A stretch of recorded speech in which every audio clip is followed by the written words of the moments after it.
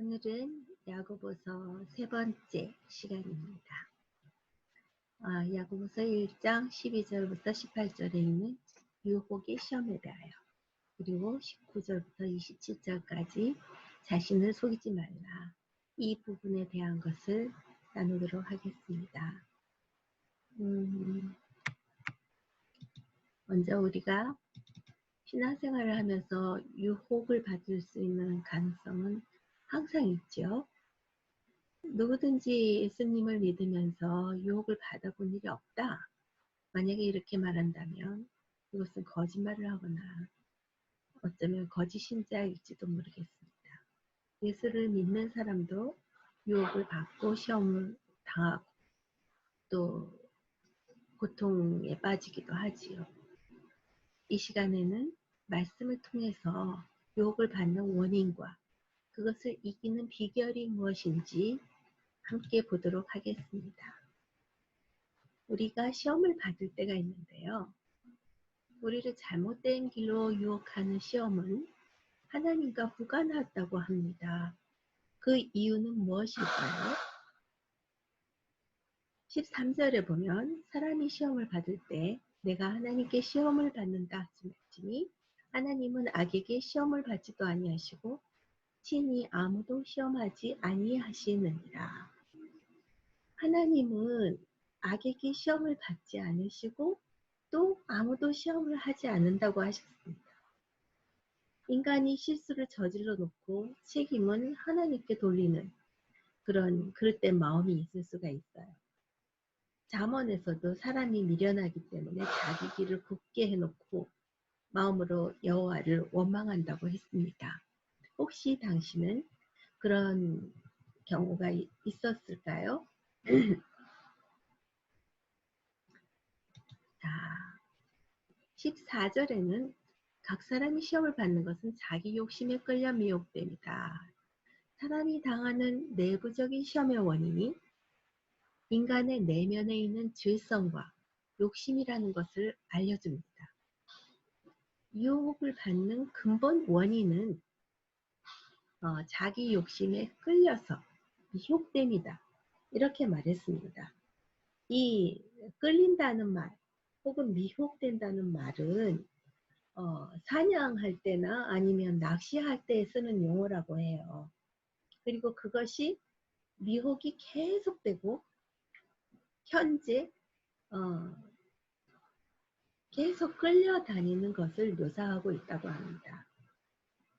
계속적이고 폭발적인 욕심의 세력을 물리칠 수 있는 힘은 오직 하나님의 은혜뿐이라는 것이죠. 로마서 6장 15절에 보면 우리가 법 아래 있지 아니하고 하나님의 은혜 아래 있으니 죄를 지을 수 없다고 했습니다. 하나님의 무조건적 사랑에서 나온 구원의 말미암아 성도는 율법의 심판의 대상이 되지 않고 은혜의 보호의 대상이 되는 축복의 변화를 얻게 되었습니다. 사도 바울도 나의 나된 것은 하나님의 은혜라고 했죠. 그래서 하나님이 내게 주신 은혜가 헛되지 않아서 자기가 수고를 많이 했다고, 그것은 바로 하나님의 은혜라고 했습니다. 사도 바울처럼 예수 믿기 전에 죄를 많이 범했던 사람은 또 그만큼 은혜도 더 많이 느끼게 되는 것 같습니다. 도저히 주의 종으로 일할 수 없는 처지가 아니었다는 것을 자기가 너무나도 절실하게 알기 때문에 더 큰 감사와 겸손의 고백을 할 수 있었던 것 같습니다. 그리스도를 위해서 이런 고백을 할 수 있는 것은 오직 하나님의 은혜 때문이라고 하나님께 모든 영광을 돌립니다. 우리도 하나님의 은혜로 말미암아 복음에 비친 자입니다. 은혜를 크게 받은 자일수록 더 겸손해집니다. 교만한 자는 은혜를 부정하고 자기 잘난 맛에 살게 되겠죠. 자, 인간의 욕심에 대해서 한번 볼까요? 에베소서 2장 3절에 보면은 전에는 우리가 다 그 가운데서 우리 육체의 욕심을 따라 지내며 육체와 마음에 원하는 것을 하여 다른 이들과 같이 진노의 자녀이었습니다. 여기에서 육체는 타락하여 자기 중심적이 된 사람을, 인간의 본성을 말합니다. 자기 만족, 자기 자랑, 미움, 뭐 이런 그 자기 중심적인 본성을 말하는 것이겠죠. 디모데전서 6장 9절에서 10절에서는 구하려 하는 자들은 시험과 올무와 여러 가지 어리석고 해로운 정욕에 떨어진다. 돈은 일만 악의 뿌리다. 이렇게 말했습니다. 돈을 사모하는 사람들이 미혹을 받아서 믿음에서 떠나서 많은 근심으로 자기를 찔렀다고 했습니다. 물질을 지나치게 추구해서 시험과 올무에 빠지고 인간관계를 재물 축적의 수단 및 기여로 삼는 그런 일들이 있지요. 재물에 대한 지나친 욕구는 영혼의 눈을 어둡게 만듭니다. 그래서 결과적으로 하나님과의 교제가 끊어지는 그런 결과를 초래하죠. 하나님과 가까이 가기가 힘들어요. 하나님과 친밀한 관계를 유지하기가 어렵습니다. 그렇게 계속 가다 보면 몸과 영혼이 완전한 파멸에 이르게 됩니다.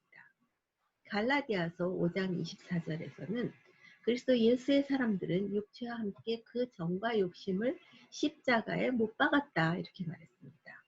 우리가 예수님을 믿고 예수 안에 거하는 자가 된다면 그 거룩한 기쁨을 맛보아야 되겠습니다. 그렇게 하려면 능동적이고도 적극적으로 선을 행하고 하나님께 영광을 돌리는 삶을 살아야 될 것입니다.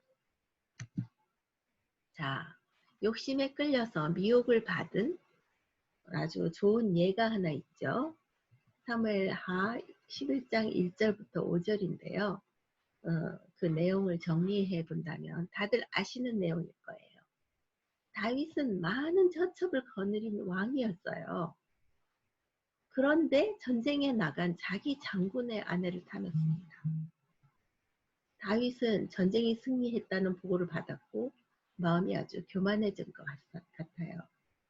부하들은 전쟁터에 나갔는데 자기 자신은 왕궁에서 긴장을 풀고 아주 편안히 거하고 있었습니다. 낮잠을 잤습니다. 우리 역시 영육이 나태할 때 범죄를 저지르기가 쉽습니다. 다윗의 범죄의 원인은 완전히 다윗 자신에게 있죠. 그는 올바른 판단력을 상실했고 간음을 했습니다. 그리고 더 나쁜 것은 고의적이고 계획적으로 밧세바의 남편을 죽게 만들었어요. 그 법정에 가보면은 고의적이고 계획적인 죄에 대해서는 더 판결이 중한 것을 우리가 볼 수 있습니다. 그는 한 가정과 하나님의 법 질서를 파괴했습니다.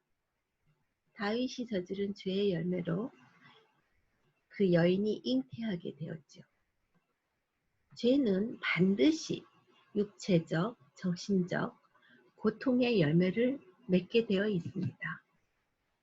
자, 그러면 우리가 시험에 빠지는 과정에 대해서 한번 볼까요?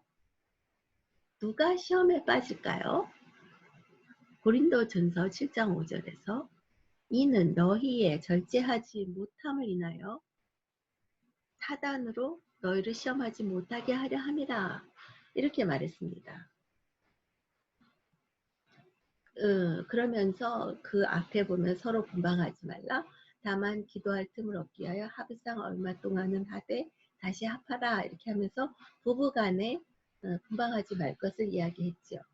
이것은 바로 사단이 우리의 연약한 부분을 집요하게 공격해서 우리를 쓰러뜨리려 하기 때문입니다. 그래서 부부간의 문제가 아닐지라도 자기 자신의 연약한 부분을 자기 자신이 잘 알 거예요. 그 부분을 사단이 공격하지 못하도록 미혹에 받지 않도록 조심해야 되겠죠. 15절에 보면은 우리가 미혹을 받아서 시험에 빠지는 그 과정을 잘 이야기하고 있습니다. 욕심이 잉태한 즉 죄를 낳고 죄가 장성한 즉 사망을 낳느니라. 결혼 이외의 관계에서 임신을 하게 되면 그 열매는 기쁨이 되기보다는 고통이 되기가 쉽습니다. 죄는 우리를 고통에 빠지게 하고 더 큰 죄를 짓게 하고 결국은 멸망하게 만듭니다. 그 마지막은 사망, 멸망입니다. 혹시 당신은 지금 그 가운데 어느 과정에 머무고 있지 않은지 살펴보면 좋지 않을까요? 그 좋으신 하나님에 대해서 한번 말해 보겠습니다. 하나님은 우리를 일부러 걸려 넘어지게 하는 시험을 절대로 하지 않으십니다. 17절, 18절에 보면 각양 좋은 은사와 온전한 선물이 다 위로부터 빛들의 아버지께로서 내려온다고 했습니다. 그는 변함도 없으시고 회전하는 그림자도 없다고 했습니다. 빛이 비치면 어둠은 자연히 소실되고 맙니다. 하나님은 이 빛의 주인이시고 지배자이십니다. 어둠이나 시험이나 죽음이 하나님께 있을 수 없습니다. 그리고 하나님은 우리에게 항상 좋은 것을 주십니다. 그렇다면 유혹을 이기는 길은 무엇일까요? 갈라디아서 5장 16절에 보면은 세월을 아끼라 때가 악하니라 이렇게 말했죠. 하나님이 교회를 사랑하신것 같이 서로 사랑하라고 했습니다. 우리는 선을 행할 기회를 놓치지 말아야 합니다. 하나님의 사랑은 희생적인 아가페의 사랑입니다. 젊은 연인들이 눈이 맞아서 아주 꽃 튀는 사랑을 합니다. 이것은 바로 에로스의 사랑이죠. 근데 그렇게 열렬하게 했던 사랑이 왜 이혼으로 끝날까요? 에로스의 사랑은 희생적인 사랑이 아니기 때문입니다. 우리는 하나님의 아가페 사랑을 닮은 하나님의 자녀입니다. 그래서 그 사랑을 할 때 시험은 물러가게 되었습니다. 그러니까 유혹을 이기는 힘은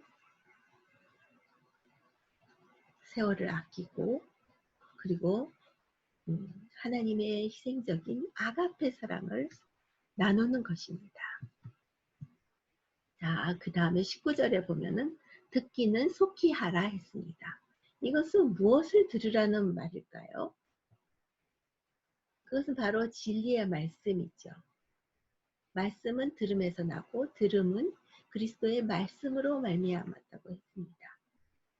말씀이라는 히브리 말은 로고스와 레마라는 말이 있다고 합니다.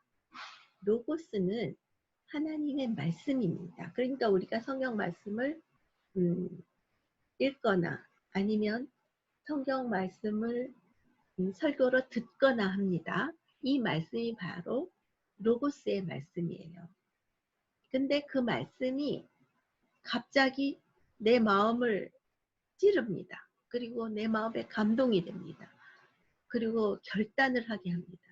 이것이 바로 레마의 말씀입니다. 나와 말씀이 관계가 있는 그 관계성이라는 것이죠.